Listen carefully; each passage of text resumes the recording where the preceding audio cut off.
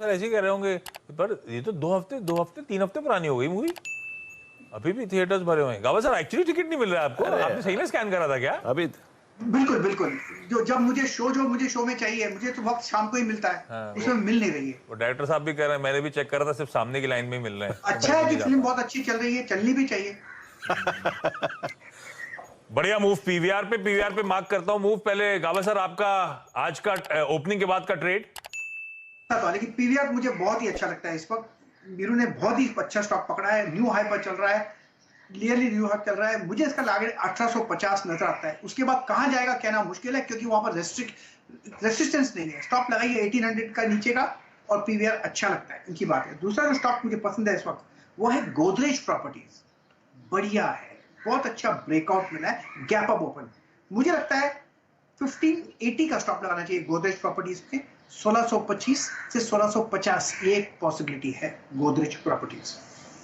Godrej properties हो गया इस समय का प्रेफर्ड स्टॉक। अच्छा मूव आ रहा है। कई सारे रियल एस्टेट स्टॉक्स हरकत में है। हमने शायद एक सुबह ट्रेड भी राइट करा था, नहीं पालवे साहब ने अभी भी डीएलएफ भी मेंशन करा है। तो real estate as a space पे आता हूं। मरीज के जाने का समय, मरीज से पहले एल&टी फाइनेंस होल्डिंग्स एक रैंक अंडर परफॉर्मर। मुझे 2 ही एनबीएफसी याद आते हैं जिसने इस तरह से रुलाया।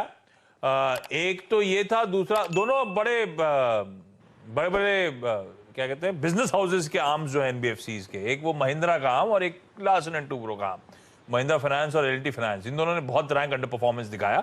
अब कुछ मूव आ रहा है, बहुत वोलेटिलिटी के साथ हालांकि मूव है। एल&टी बहुत एग्रेसिवली इनके पेरेंट खरीदारी कर रहे हैं। कुछ बदल रहा है फंड चार्ट्स पे पूछना नहीं चाहता किसी से, क्योंकि है तो चार्ट एल&टी फाइनेंस का काफी वीक। आप लोग कुछ एक्यूमुलेशन कर रहे हो या ये स्टॉक आपके रडार पे नहीं, एनबीएफसीज में प्रेफर्ड स्टॉक्स में से नहीं है? नहीं, at this point of time Ashish ji, I think we will ideally like to wait कि ये तिमाही के नतीजे कैसे आते हैं। जो हमने ट्रेजेक्टरी देखी है कोविड समय में, और आई थिंक पिछले 4 से 6 क्वार्टर्स में, जितनी दिक्कत पहले क्वार्टर्स में झेली थी इन द फर्स्ट वेव और सेकंड वेव में जो रेप्लिकेट हुई थी, वो asset quality pressure slowly and steadily recede होते जा रहे हैं। हालांकि आप देखिए जो इनका चंक ऑफ लेंडिंग होता है वो रूरल इंडिया में रहता है।